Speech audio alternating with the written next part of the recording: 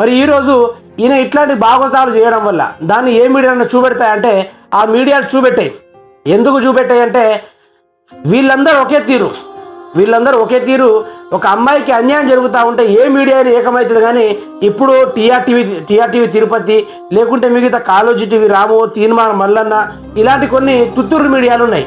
ఆ మీడియాలు మాత్రం ఇటువంటి విజువల్ ఇప్పుడు వేయదు. ఎందుకంటే పట్టభద్రుడైన ఎమ్మెల్సీ పదవిలో నడవడానికి 11 సంవత్సరాల నుంచి అకాల ప్రయత్నం చేస్తా ఉన్నాడు తీన్మార్ మల్లన్న. ఆయనకు లేక ఒక టికెట్ వస్తే గిట్లాంటి వీడియో బయటికి రావడంతో మళ్ళీగా నిన్న కారేసుకొని వచ్చింది ఈమె కాడికి వచ్చి ఇక సెటిల్మెంట్ ప్రోగ్రామ్ ఏమైనా పెట్టినట్టున్నాడు. అందుకనే మిగతా వీడియో పూర్తి స్థాయిలో బయటికి రాలని పరిస్థితి. మరి మల్లన్న ఇదే టైంలో తల కొట్టుకున్న విషయం ఏంటంటే వీడు ఎలక్షన్ అయిపోయిన తర్వాత వీడిని కామాన్ని చూపెట్టుకుంటే ఏమైంది, ఎలక్షన్ ముందే ఇలా చేయడం వల్ల నా పట్టభద్ర ఎమ్మెల్సీ